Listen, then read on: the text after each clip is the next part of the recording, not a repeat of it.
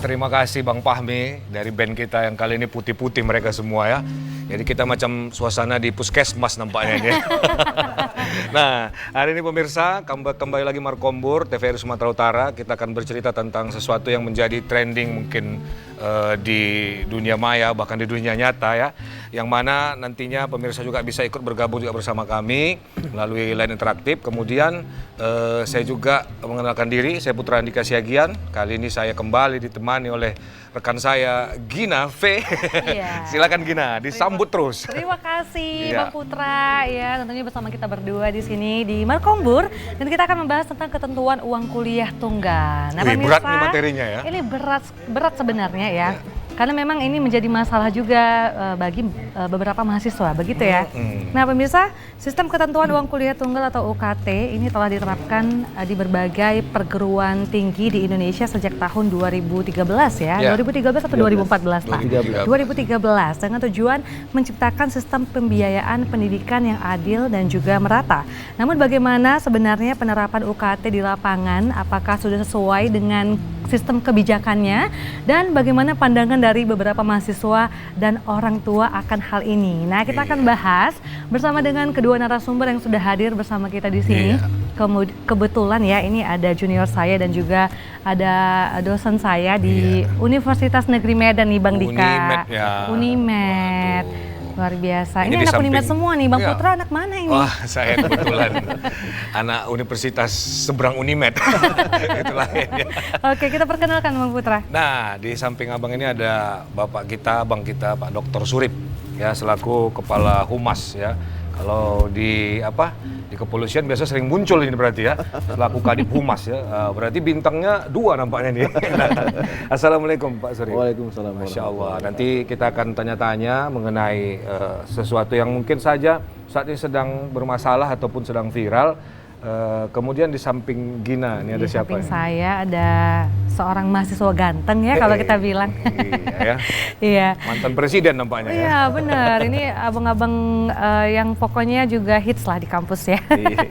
Oke, koordinator wilayah SI. BEM SI Seluruh ya, Indonesia ya. seluruh Indonesia Sumut, Ahmad Dhani Lubis. Halo Ahmad, apa kabar? Sehat ya. Berarti koordinator wilayah BEM seluruh Indonesia Sumut ya. Wilayah Sumbagut. Wilayah Oh, Sumbagut. Wah. Iya, udah kayak bus ALS gitu ya, antar lihat. Berarti sibuk banget lah ya. Ya. Ecek-ecek aja gitu lah. Baik pemirsa, nanti juga bisa bergabung bersama kami di line telepon interaktif ya, di 0811 6100 386. Jadi pemirsa bisa bergabung bersama kami, sekali lagi saya ulangi, di 0811 6100 386. Mana tahu nanti ada punya pertanyaan ya kan, yang mungkin saja agak telat disampaikan nih langsung kepada pihak yang mungkin saja bisa menjawab di sini. Nah di sini bisa nanti mudah-mudahan terjawab lah nanti dari Pak Surip dan Ahmad ya kan. Nah sebelum masuk ke Gina, dari saya dulu pertanyaannya seperti biasa Gina ya kan. Jangan susah-susah Bang. Iya. Baik, pertanyaan pertama dengan hadiah 1 juta rupiah. Kali ya. Kayak kuis ya. Kayak kuis ya kan. Saya senang kalau sama Bang Putra ya. Nah, Pak Surip dulu lah. Ketentuan uang kuliah tunggal ya, UKT. Nah, ya kan. Kalau orang menyebutnya UKT. Nah, dulu sepertinya UKT ini tidak dikenal pada zaman kita Iya. kuliah. Saya Kita. belum UKT nih Bang. Belum UKT, berarti Belum. masih sama ya. SPP dulu ya. SPP. SPP iya, dulu. betul. Dan sangat terjangkau sekali. Sangat Dulu. terjangkau sekali. Nah, sekarang Iya. ini menggunakan sistem UKT, yang mana UKT ini punya tingkatan-tingkatan. Nah, mungkin di awal ini Pak Surip ini bisa menjelaskan ya kepada pemirsa mungkin UKT, apa yang maksud dengan UKT ini ya kan, sehingga berpolemik nih sekarang ini ya kan. Karena kalau mahasiswa zaman dulu tuh nggak tahu UKT, sekarang nih udah pakai sistem UKT. Nah mungkin diawali dari situ Pak Surip, silakan Pak Surip. Oke, terima kasih. Perlu disampaikan ya di pertemuan ini sebagai dasar ya. Di perguruan tinggi negeri se-Indonesia itu tidak hanya UKT sebenarnya. Oke. Ada BKT. Oh ada BKT. BKT itu biaya kuliah tunggal, Oh, saya UKT pikir itu uang kuliah tunggal. Oke, saya pikir Itu BKT yang- 48 gitu ya. Jadi Oh, BKT ya. Oke. kalau BKT itu biaya kuliah tunggal, semua PTN itu menghitung berapa kebutuhan satu mahasiswa selama 1 semester untuk keperluan perkuliahan. Jadi kalau di kami di Unimed itu ada sekitar 82 program studi, itu masing-masing BKT-nya beda-beda. Oh, tidak sama. Tidak sama, beda-beda. Jadi kalau di kami itu yang paling kecil itu 9,4 juta. Sampai 30 juta. Oh, besar ya. Besar. Karena kan memperhitungkan semua kebutuhan dari kuliah, dari praktek, dari lab, dari semua kegiatan akademik dikumpulkan, baru itulah kebutuhan satu mahasiswa per semester. Jadi sekitar 9,4 sampai 30 juta. Itu range-nya lah. Itu range-nya. Terus setelah kita menetapkan BKT, ada UKT. UKT itu adalah uang kuliah tunggal yang acuannya adalah pertama kita PTN itu memberikan usulan ke kementerian. Usulan itu dikaji oleh kementerian, baru disahkan oleh kementerian. Ya itulah yang ditentukan oleh PTN kepada mahasiswa ya. Jadi uang kuliah tunggal itu sebenarnya dilihat dari ekonomi masyarakat dan kebutuhan persaingan ekonomi di masing-masing daerah beda-beda, kebutuhan hidup ya. Jadi contoh satu prodi itu uang kuliahnya kan di PTN beda-beda ya. Di Unimed itu ada kelas 1 sampai kelas 8, kategori 1 sampai kategori 8. Kategori, oke. Ada 500.000, ada 1 juta, ada 1,6, ada 1,9, ada 2 juta per semester. Sampai yang termahal itu 7,5 juta per semester. Jadi beda-beda. Sebenarnya kan UKT ini diberlakukan sejak tahun 2013. Itu pemerintah menerapkan konsep prinsip berkeadilan ya. Kalau dulu kan SPP kita masa saya saya kuliah ya, tahun semua. 98 itu 2,250.000. Semua sama satu kelas kan. Sama, ya. Kalau sejak 2013 untuk kuliah di PTN itu uang kuliahnya beda-beda sesuai dengan kemampuan orang tua. Jadi contoh saya mengajar di kelas saya di kelas jurusan Bahasa Indonesia. Itu ada 40 orang, itu uang kuliahnya ada yang 500.000, ada yang 1 juta, ada yang 1,6, ada yang 7,5 juta. Oke. Dalam satu kelas itu? Dalam satu kelas itu. Okay. Jadi kalau contoh ada satu mahasiswa uang kuliahnya 500.000, sementara BKT-nya tadi kan 9,4 juta, berarti kan 7,9 itu disubsidi pemerintah. Oh, seperti itu. Seperti itu. Contoh yang paling mahal, tadi kan BKT-nya 30 juta. Uang kuliahnya dapat 500.000, berarti kan 29 juta lebih disubsidi pemerintah gitu. Itulah yang kira-kira harus dipahami gitu oleh masyarakat gitu. Yang jadi problematika kan selama ini masyarakat kurang memahami itu, dan kecenderungannya masyarakat itu kepingin karena PTN uang kuliahnya murah. Masih itu yang masih seperti itu anggapan. Betul. Sementara kami di semua PTN itu kan menetapkan besaran uang kuliah berdasarkan data-data yang diinput oleh calon mahasiswa. Ya. Semua data itu kalau valid, maka dipastikan nggak ada yang tak sesuai uang kuliah. Oke. Jadi contoh dari terutama yang pertama penghasilan orang tua, ayah dan ibu. Terus ada pajak rumah, ada pajak kendaraan bermotor, terus ada biaya listrik, biaya air, dan semua data-data yang itu menjadi variabel acuan. Karena kan sistem yang mengolah data itu baru keluarlah berapa uang kuliah gitu. Jadi kalau masyarakat betul-betul jujur menginput data, asumsi kami sih selama ini nggak ada masalah sebenarnya. Saya pikir sama dengan semua PTN sama seperti itu, tidak ada masalah. Namun perlu juga diketahui oleh kita semua dan masyarakat itu. Kecenderungan di data kami ya yang diinput oleh para mahasiswa itu ada banyak juga yang tidak jujur. Itu yang mungkin jadi polemik di masyarakat.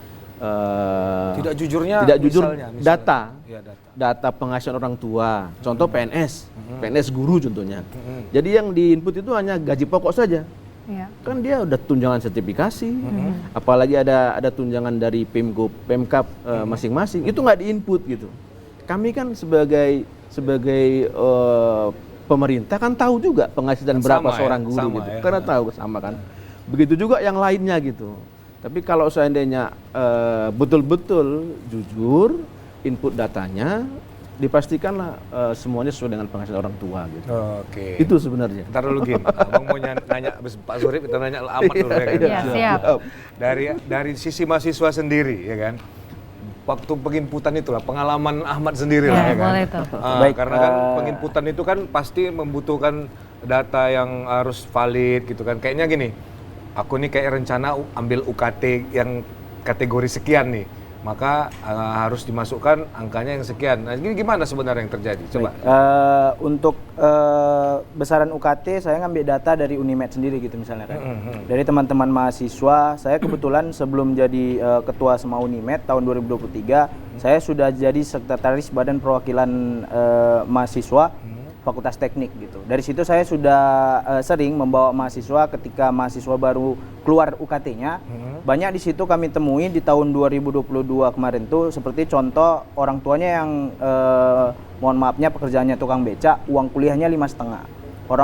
Orang tuanya yang cuman berjualan bakso, uang kuliahnya 7,5 gitu. Tapi kami juga banyak menemukan pada saat Unimed membuka peninjauan UKT, banyak juga kami menemukan mahasiswa baru yang diantar naik mobil gitu. Naik mobil, mereka tetap melakukan peninjauan UKT.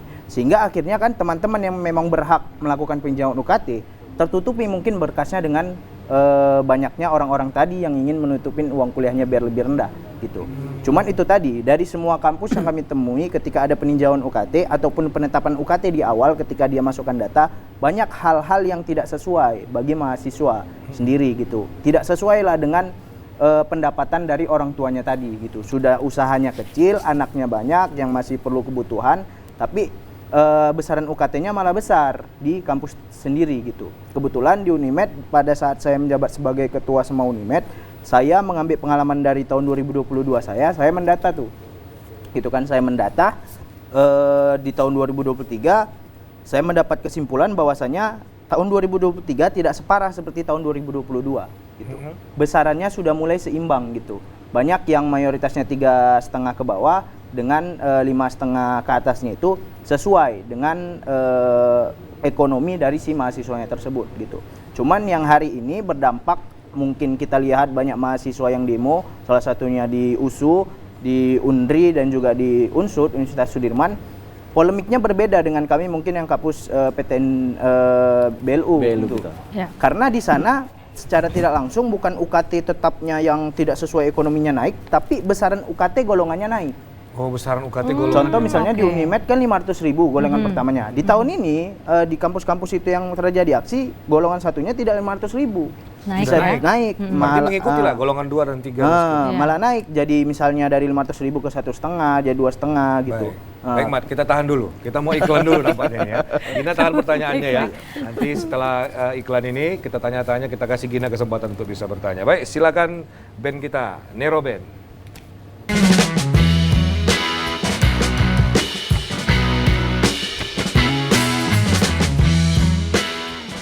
Ya, kembali lagi pemirsa segmen kedua ini memang temanya agak-agak ngeri-ngeri sedap ini ya kan Gin.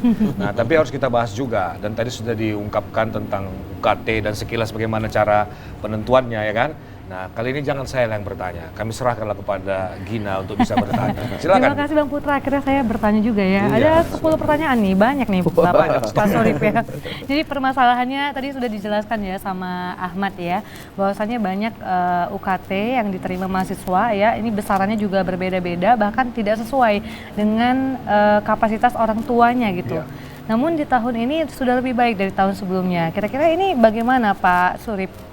Apa yang membuat gejolak ini datang? Iya, gejolak ini tadi, permasalahan ini gitu, tidak sesuai besaran UKT-nya dengan yang diterima mahasiswa. Baik, gini, tahun 2024 ini itu kementerian minta kepada semua PTN untuk kembali mengajukan tarif UKT, BKT dan UKT.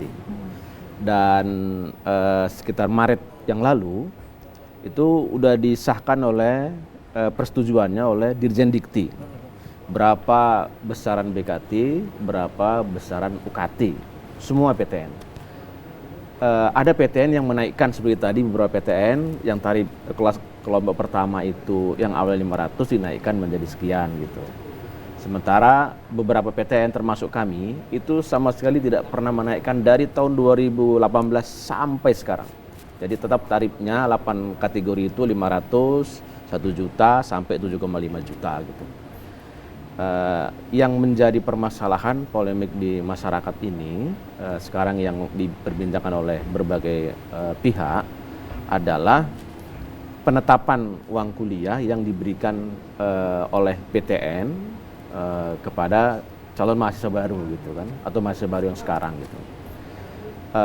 Sebagian sih yang kadangkala diuntungkan ya senang gitu. Ya. Tapi yang tidak diuntungkan, nggak sesuai dengan realita ekonomi orang tua, itu yang bersuara menjadi gejolak di masyarakat gitu.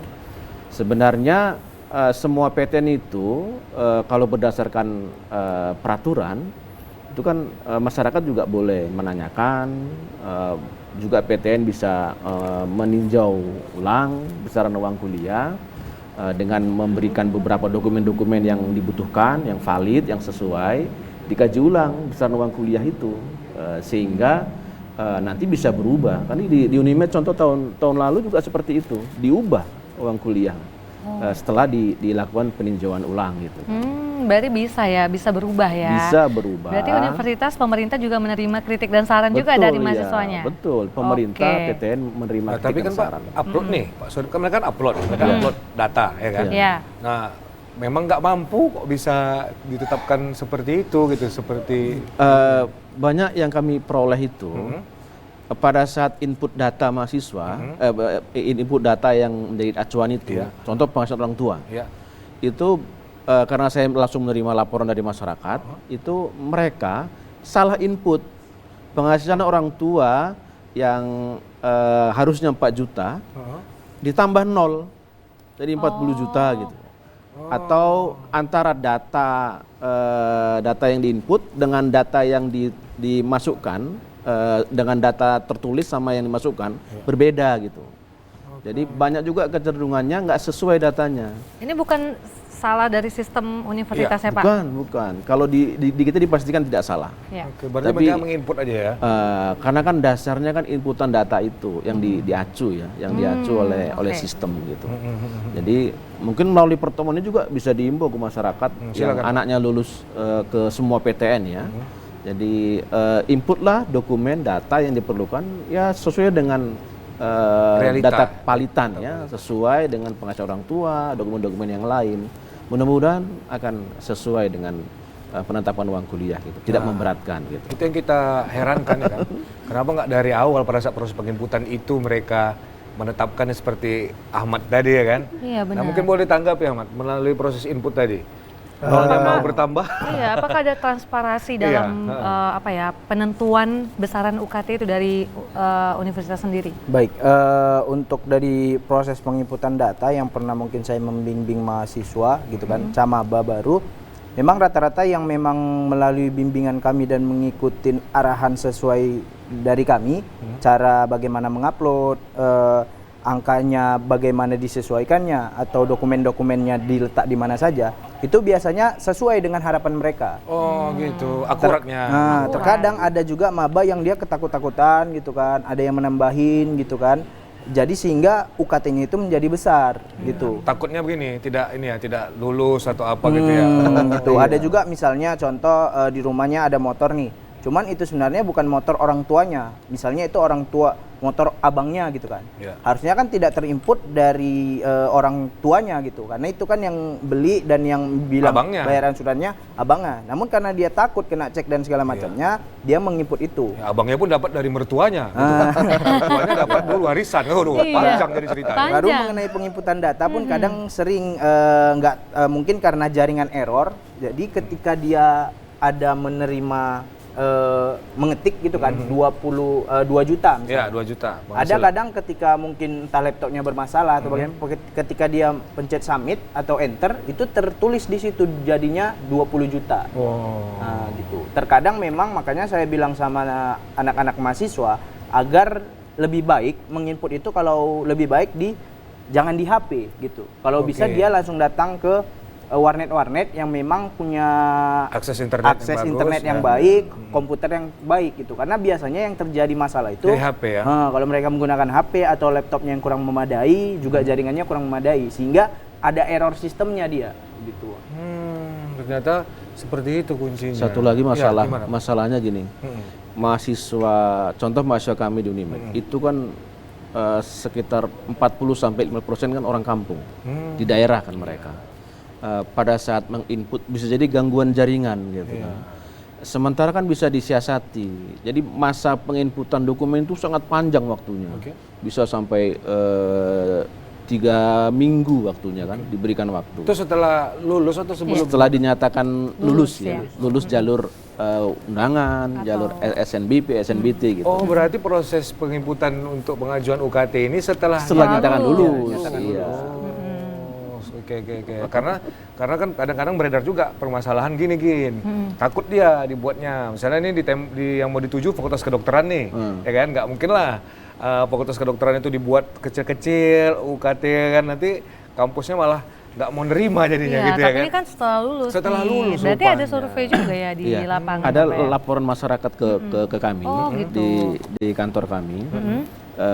Dia tanya ke anaknya, kan anaknya yang input kan. Iya, pada saat diinput anak saya itu mengatakan kami takut kalau inputnya kecil-kecil karena nanti takutnya berefek dengan kelulusan. Karena kan datanya kan ada 2 sebenarnya. Ada 2 pada saat diinput pada saat mendaftar, ada dokumen yang diinput pada saat dinyatakan lulus. Ini Itu sama atau berbeda? Berbeda. Jadi kan karena kan sistem pendaftaran nasional kan. Di saat pendaftaran itu juga input penghasilan orang tua. Jadi setelah dinyatakan lulus, input lagi. Kadang-kadang berbeda penghasilan orang tua antara input awal dengan input yang diminta gitu. Itu yang dicek oleh kami, karena kan kami punya datanya gitu. Ya pasti dong. Nah, jadi kita berharap sih melalui pertemuan yang bermanfaat ini, semua masyarakat memahami konsep itu juga. Jadi kalau semuanya jujur, saya pikir semuanya nggak ada masalah. Iya. Namun Pak gimana? Tapi kan kebanyakan di lapangan ya Daniel Ahmad ya, banyak yang keberatan. Apakah ada upaya untuk bisa memberikan keringanan kepada mahasiswa begitu Pak, supaya uang kuliah ini tetap murah gitu? Kalau keringanan sih karena sudah ditetapkan uang kuliah ya. Udah keluar penetapannya. Udah disahkan berapa uang kuliahnya dan itu bisa dilihat secara sistem ya semua. Setelah itu PTN itu termasuk kami memberikan waktu, memberikan channel untuk meninjau ulang, meninjau ulang. Tahun lalu ada sekitar 400-an yang mengajukan, sekitar 60% diturunkan uang kuliah. Bisa ya. Berarti bisa PK ya, peninjauan kembali. Peninjauan kembali. Dan itu berdasarkan keputusan pimpinan PTN ya, Pak Rektor sebagainya. Berarti nggak serta-merta dia, Pak? Iya. Oke, berarti harus ada proses negosiasi lah kita. Iya, Tapi harus dilampirkan, Ahmad ya, bukti-bukti yang betul-betul mendukung ya. Jangan sampai ternyata dia diantar naik Mercedes-Benz gitu ya kan, minta uang kuliah. Tapi kalau dari BEMSI sendiri ya, apa ada langkah-langkah ya untuk membantu mahasiswanya sendiri, misalnya kayak tadi kan untuk mendaftar ataupun untuk memberikan input data yang pertama kan dibantu, tapi kalau misalnya untuk meninjau kembali dibantu juga nggak dari BEMSI? Untuk mengenai polemik UKT-nya ini kan, sebenarnya kami sudah mengantisipasi ini, sudah membaca persoalan ini dari tahun 2022 ketika kami mengkaji persoalan PTNBH yang di situ memiliki kampus yang PTNBH memiliki hak besar gitu dalam pengelolaan keuangannya. Jadi kami berpikir dengan melihat dan berkaca banyaknya pimpinan-pimpinan birokrasi yang secara tidak langsung kami lihat seperti memonopoli hal itu, gitu kan. Jadi kami banyak melakukan gerakan-gerakan gitu. Sampai puncaknya di tahun lalu sekitar bulan September atau Agustus, kami itu beraudiensi dengan DPR RI langsung bersama dengan koordinator isu dikti kami gitu kan, dengan beberapa koordinator pusat kami kedatang ke DPR RI. Alhamdulillah disambut baik dengan ketua komisinya. Di situ kami menjelaskan persoalan-persoalan permasalahan yang ada di perguruan tinggi, terutama dengan persoalan PTNBH tadi gitu kan. Sehingga akhirnya kalau tidak salah bulan lalu itu ada surat keputusan yang dibuat oleh DPR RI tentang coba menelaah atau meninjau kembali si regulasi PTNBH tadi gitu. Itulah salah satu mungkin fungsi yang kami lakukan dari tingkat nasional sendiri gitu. Untuk tingkat mungkin di wilayah-wilayah ya mungkin kami sama-sama saja mengumpulkan data, membandingkan antara kampus-kampus PTNBH ataupun yang di bawahnya, bagaimana nih perbandingannya. Memang banyak permasalahan-permasalahan itu terjadi di PTNBH gitu. PTNBH yang tiap tahunnya selalu meningkat golongan UKT-nya itu.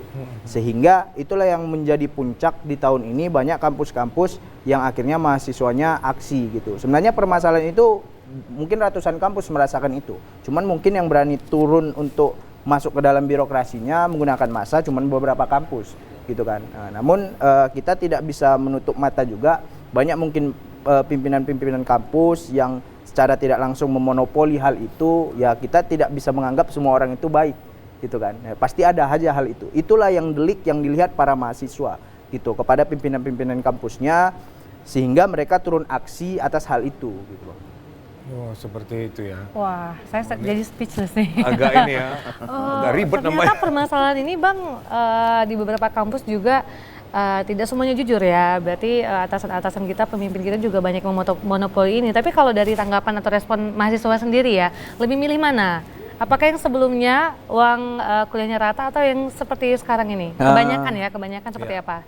Saya pernah dengar gitu kan, mungkin senior-senior saya yang awal-awal kena UKT di awal-awal itu sangat terbantu. Sangat terbantu karena uang kuliahnya itu sangat-sangat sesuai dengan ekonominya gitu.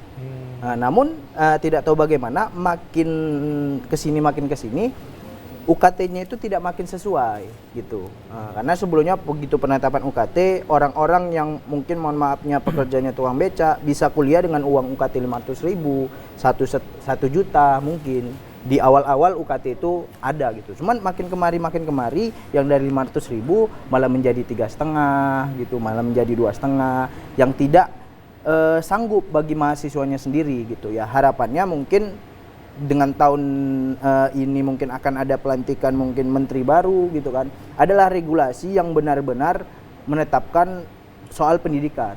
Karena pendidikan kita tahu sendiri anggarannya sangat besar di negara ini gitu kan. Harusnya pemimpin kita negara ini bisa melihat gitu. Makanya kami dari BEMSI sendiri yang kami kritik sebenarnya bukan hanya pimpinan birokrasi, karena mereka ini bisa tertib ketika menterinya betulan memberikan regulasi atau mengetok para ketua-ketua birokrasi. Karena kami mandang sampai saat ini, kami minta audiensi dengan Pak Nadiem Makarim, sama sekali tidak ada jawaban. Terasa sedikit introvert lah terhadap kami mahasiswa. Tertutup lah gitu ya. Sehingga kami berharap gitu, ayo kita berdialog Pak, bagaimana untuk menyelesaikan permasalahan pendidikan di Indonesia, terutama perguruan tinggi. Karena pasti semua orang mau, anak tukang becak pengen pasti masuk UI, pengen masuk UB. Cuman bagaimana kalau misalnya dia udah lulus sana, UKT-nya dia tidak sanggup, kan sayang. Ya, kapasitas anak tadi yang cukup pintar tidak bisa masuk ke perguruan tinggi yang hebat hanya perkara UKT. Itu yang harusnya dipikirkan oleh negara ini gitu. Ya, saya setuju sama Ahmad ya. Jadi bagaimana Pak Surip mungkin menanggapi hal ini? Mungkin kan itu kan suara dari Ahmad selaku mahasiswa gitu kan. Nah ini kan dari birokratnya sendiri lah, dari perguruan tinggi negerinya sendiri untuk menanggapi. Karena di luar sana banyak sekali kita ketahui kan, pemirsa juga mungkin paham. Dulu kuliah di negeri itu apa ya, uang kuliahnya pasti murah gitu ya. Tapi begitu sekarang ini malah lebih mahal dari yang benar Bang Putra. Swasta. Orang-orang berlomba untuk kuliah di perguruan tinggi negeri karena terjangkau tadi Pak. Ini sebenarnya tanggapan dari Ahmad sendiri Pak. Apa yang salah Pak? Apakah memang pimpinan birokrasinya memang salah Pak? Atau bagaimana? Atau kurangnya survei di lapangan? Iya.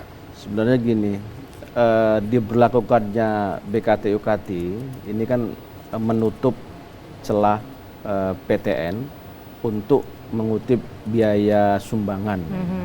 Sumbangan Karena kan sebelum ada UKT itu PTN-PTN besar itu ada dana sumbangan selain uang kuliah. Gitu. Jadi setelah keluar peraturan ini nggak ada lagi uang sumbangan. Jadi semuanya disatukan ke BKT namanya. Okay. Uang kuliah tunggal sama ditetapkan uang kuliah. Uang pembangunan. Uang pembangunan. Memang betul. Itu besar. Besar waktu itu di besarannya awal. ya. Terus uang kuliah ini sebenarnya memberikan ruang bagi anak-anak cerdas Indonesia untuk kuliah di PTN. Betul. Dengan uang kuliah 500.000, 1 juta gitu.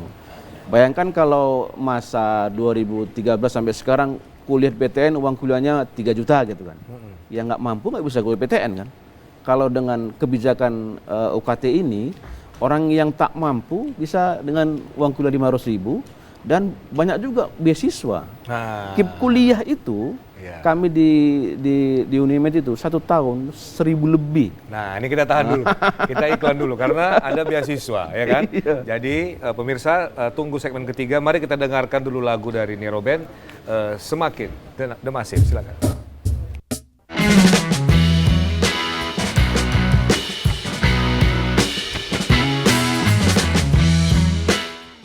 Ya, pemirsa kembali lagi di segmen 3 ini kita berkombur lagi membahas tentang UKT, ketentuan uang kuliah tunggal ya, yang mana lagi ramai sekarang ini, heboh. Pokoknya orang tua pada sibuk lah mikirkannya ini ya kan, cemana lah aku bayarnya ini langsung sekian juta gitu ya kan, padahal mungkin itu untuk per 6 bulan ya kan periodenya. Cuma masyarakat kan memikirkannya pada saat itu harus dibayarkan, betul Pak ya? Ya di muka, bayar di muka ya Pak. Bayar di muka, ya itu yang mungkin mereka bingungkan. Nah, tadi kita bahas sedikit tentang beasiswa, yang mana mungkin pihak kampus sendiri pastinya selalu banyak itu Pak ya beasiswa ya kan? Oke lah memang mungkin tahun pertama kita bayar. Saya sendiri, abang sendiri Gina, Ahmad juga Pak Surip, cuma tahun pertama aja saya bayar uang kuliah. Selebihnya beasiswa? Selebihnya beasiswa. Wah sombong nih. Iya, bukan kaleng-kaleng nih. Ya, mungkin boleh ditanggapi Pak mengenai beasiswa tadi. Silakan Pak. Iya, perlu juga dipahami oleh masyarakat terutama mahasiswa baru. Di PTN itu lebih banyak beasiswa dibandingkan PTS ya. Contoh tahun kemarin, terutama yang KIP kuliah ya. Karena KIP kuliah itu kan beasiswa yang ditanggung semua orang kuliah. Dari semester 1 sampai tamat ya. Terus ada biaya untuk biaya hidup. Ada biaya hidup sekitar 750.000 per bulan. Per bulan, 750.000. 750.000 per bulan. Wah, bisa lah itu dah makan ayam penyet tiap hari udah cukup itu ya. Tetap ya. Dan itu kotanya besar. Kotanya besar. 1.000 lebih mahasiswa. Kita kemarin terima sekitar 8.000. 1.000 lebih itu tuh adalah beasiswa KIP kuliah. Terus 20% dari 8.000 itu uang kuliahnya 500.000, 1 juta. Itu merupakan syarat dari kementerian. Betul, iya. Di peraturan menteri gitu. UKT golongan 1 dan iya, golongan 1 golongan 2 gitu.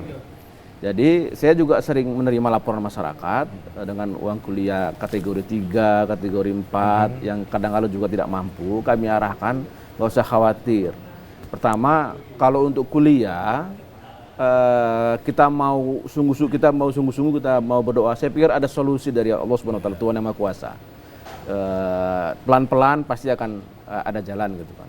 Kalaupun ternyata sulit, didorong anaknya untuk dapat beasiswa. Nah, betul.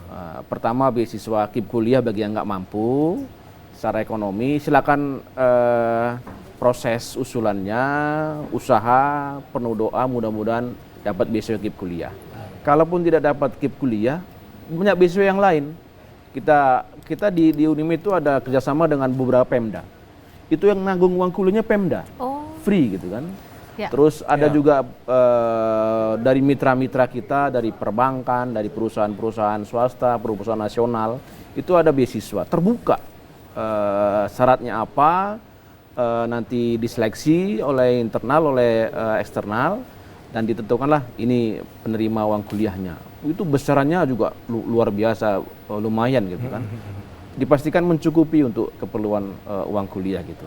Terus ada keunggulan kami di Unimed. Apa itu Pak? Di keunggulan kami di Unimed itu ada dosen dan PNS itu kan mengeluarkan zakat ya, zakat JIS gitu kan. Jadi di Unimed itu besar juga, ratusan orang juga menanggung uang kuliah mahasiswa dari zakat itu gitu. Jadi kita telusuri betul-betul orang yang nggak mampu, kita berikan uang kuliah dan kita berikan biaya hidup gitu Itu kan. dari para PNS Dari tadi para ya? PNS dosen dan pegawai di Unimed gitu. Jadi Pak Rektor dan semua pimpinan itu berusaha dengan segala kemampuan agar memberikan kenyamanan buat orang tua, buat mahasiswa ya. untuk bisa kuliah dengan baik di Unimed sampai lulus, sampai sukses gitu. Jadi bagi mahasiswa yang di semua PTN saya pikir sama, silakan kejar beasiswa. Kalau ada kemauan, ada usaha, pasti ada jalan untuk mendapatkan beasiswa, untuk sukses kuliah, cepat tamat. Juga dikejar cepat tamatnya. Kadang-kala juga mahasiswa terpaksa aktivis itu nggak mau cepat tamat. Iya, iya betul. Rugi. Status mahasiswa itu keren gitu. Iya, betul. Kalau MA udah ya, mahasiswa abadi gitu ya. Kalau udah jadi sarjana, masalah baru ya. Iya. Mengejar pekerjaan sebagainya gitu kan. Saya sering dengan mahasiswa itu sering mendorong rancang kuliah baik-baik, semester 7 tamat, 3,5 tahun. Jadi nggak membebani orang tua untuk bayar uang kuliah gitu kan. Kalau ada kesungguhan pasti bisa. Tak ada yang tak mampu. Karena kan mahasiswa PTN itu pasti orang yang pintar-pintar, cerdas-cerdas. Karena Melewati untuk ini masuk aja susah. Ya, melewati Betul. beberapa Iya. ini ya. Setuju, Pak. Contoh kami di Unimed tahun lalu itu 52.000 yang ingin masuk. Sementara yang kotanya hanya 8.000. Wow. Jauh ya? Berapa puluh ribu itu Berapa yang nggak tersaring bisa ya? masuk kan. Jadi kalau sudah masuk PTN dimanapun, syukuri pertama. Iya. Setelah syukuri, ya input data yang benar Ya. untuk penetapan uang kuliah, mudah-mudahan sesuai. Setelah itu usaha aja, usaha, kerja keras, belajar sungguh-sungguh. Mudah-mudahan ada jalan untuk dapat beasiswa. Masya Allah. Iya, cari beasiswa. Dan tadi ada program-program khusus nih dari universitas untuk membantu mahasiswa-mahasiswa yang kurang mampu. Betul, ya. Kayak tadi ada JIS, Zakat, Zakat ya. gitu ya. Ini program yang bagus nih Pak ya. Dan Iya, betul. memang sudah diterapkan Pak. Sudah lama kita. Sudah lama. Kita sudah mungkin sekitar Udah lama 10 ya? tahun. Kok saya belum 10 dapat tahun. ya? Masuk Unimed dulu. Ahmad sendiri pengalamannya mendapatkan beasiswa, boleh Iya, ceritakan lah kepada bagaimana? pemirsa ya kan? Kebetulan saya juga salah satu mahasiswa KIP kuliah. Oke. Dari tahun 2020 saya mendapatkan itu. Karena itu kan KIP kuliah sebenarnya program dari zaman Pak SBY Kian, yaitu bidik misi. Bidik misi. Ya, itu saya kenapa tahu program tersebut? Kakak saya kebetulan dapat bidik misi juga pada saat dia kuliah gitu. Sehingga saya mencoba hal itu juga, apakah mungkin rezeki, kebetulan rezeki gitu kan, dapat gitu kan. Cuman saya berpandangan kepada teman-teman mungkin yang uang kuliahnya besar, tidak dapat kemampuan dari orang tuanya, ya tetap semangat, banyak cara jalan lain untuk menyelesaikan persoalan itu. Seperti tadi banyak program-program beasiswa yang di PTN itu sangat banyak gitu. Ada KSE, ada BI gitu kan, ada beasiswa-beasiswa lainnya. Coba aja semua, kita tidak tahu mana yang dapat rezeki gitu pun. Kalaupun selagi usaha mencari beasiswa, ya kita sebagai mahasiswa ya, saya tidak suka mahasiswa itu siap kuliah, pulang, kuliah, pulang. Lebih bagus dia pulang Kupu-kupu kuliah. ya, kuliah pulang, Iya, kuliah pulang. lebih bagus dia pulang kuliah, entah dia kerja part time Iya. gitu, jadi barista atau apa gitu kan, sorenya gitu. Lebih bermanfaat, bisa membantu uang kuliah, uang jajan dan lain-lain gitu. Kalau dia tidak mau bekerja, dia bisa ikut organisasi. Di organisasi banyak teman-teman yang kurang mampu bayar uang kuliah, kami secara sukarela patungan gitu membayarkan uang kuliahnya. Wah, ini juga saya kok nggak dapat ya? Jadi ya Lain ya. banyak jalan sebenarnya untuk menyelesaikan permasalahan itu. Tinggal bagaimana tadi si anaknya tadi usaha gitu, begitu. Karena kami pun juga teman-teman yang di dunia aktivis mahasiswa juga akan tetap memperjuangkan isu ini gitu kan, agar pendidikan kita bisa sesuai dengan masyarakat Indonesia, bisa perguruan tinggi semua, mau itu anak orang kaya ataupun anak non yang miskin. Cuman ya kita sebagai masyarakat, sebagai anak muda juga sama-sama usaha untuk masa depan kita ke depannya gitu. Oke, baik. Nah, satu pertanyaan lagi terakhir mungkin sama Pak Zorib nih. Siap. Kan dulu pernah tuh zamannya mungkin ada pidato Pak Jokowi mengatakan pembatasan untuk kuota PTN demi untuk menghidupkan PTS. Ini sampai sekarang seperti itu Pak atau unlimited nih yang masuk? Iya. Pembatasan Unlimited. kota. Ya, kuota per jurusan, kuota per ini. Coba boleh ditanggapi Kalau Pak. semua PTN terkait dengan kota mahasiswa dibatasi. Oh, memang dibatasi ya? Jadi contoh kan ada 3 jalur masuk PTN. Jalur pertama itu SNBP ya, undangan. itu betul-betul siswa yang berprestasi yang bisa. Dan ini kan kotanya terbatas, masing-masing PTN itu maksimal 30% dari semua kota ya. Contoh kami tahun ini 10.000 gitu kan, jadi hanya 3.000 boleh diterima. Sementara yang daftar 30 ribuan lebih gitu kan. Habis SNBP, SNBT ya Pak ya? Yang kedua SNBT. Oke, SNBT itu maksimal 40%. Oke. 40%. Jadi 40% dari semua kota gitu. Selanjutnya Pak, yang terakhir? Mandiri. Mandiri itu maksimal 30%. Oke. Jadi sekitar 100%. Ternyata masih gitu. banyak jalannya ya? Jadi PTN itu kota keseluruhan dibatasi, nggak boleh banyak-banyak. Oke, baik. Ini kita sudah di ujung Udah nih, nggak Surit, terasa ya. Ya, jadi kita berikan kesempatan lah, singkat Boleh, pada tepat dari mungkin Ahmad closing dulu ya. statement dari Ahmad dulu, nanti langsung dengan Pak Surit. Silakan. Persoalan pendidikan mengenai UKT mungkin di Indonesia memang sangat rumit gitu. Dari kebijakan birokrasi, kebijakan negara dan lainnya. Cuman yang bisa kita lihat ketika permasalahan UKT hanya ada di satu kampus, mungkin masalah itu ada cuma di kampus itu. Tapi ketika banyak yang merasakan tersebut, berarti ada kebijakan di pusat yang perlu diperbaiki. Gitu. Jadi mari kita sama-sama bagi adik-adik yang ingin berkuliah, ya sama-sama berusaha, bekerja keras. Di perguruan tinggi seperti saya bilang tadi, banyak cara-cara agar kita bisa menyelesaikan kuliah gitu. Oke, silakan. Jadi mungkin tetaplah Pak Surit. bersemangat lah untuk anak-anak muda, apalagi calon-calon mahasiswa. Oke, siap. Terima kasih Pak Ahmad. Silakan Pak Surit. Baik. UKT bagi semua PTN ya, itu merupakan program pemerintah yang luar biasa sebenarnya. Memberikan celah bagi anak-anak Indonesia yang pintar untuk kuliah di PTN. Jadi bagi betul-betul siswa atau masyarakat yang sudah lulus di PTN manapun tahun ini gitu kan. Ini kan sudah diumumkan jalur SNBP. Tanggal 13 Juli diumumkan jalur SNBT gitu kan. Kalau sudah dinyatakan lulus di semua PTN, pertama syukuri. Yang kedua, pada saat input data lakukanlah input data yang jujur betul-betul sesuai dengan realita. Kalau sudah jujur, mudah-mudahan uang kuliah tidak jadi masalah, besaran uang kuliah gitu. Jadi intinya kejujuran dan rasa syukur. Oke, sudah lengkap ya. Langkah-langkahnya juga sudah dijelaskan sama Pak Surip ya. Jadi mudah-mudahan teman-teman juga bisa mendapatkan kemudahan untuk berkuliah seperti yang kata Ahmad katakan dan sesuai nih besaran uang kuliahnya gitu ya. Terima kasih Pak Surip, terima kasih Ahmad ya sudah sharing bersama kita semua mengenai ketentuan uang kuliah tunggal. Oke, baik pemirsa, mungkin inilah akhir Markomur kita pada sore hari ini. Nah, tetaplah semangat untuk belajar karena pendidikan adalah salah satu cara untuk memutus rantai kemiskinan.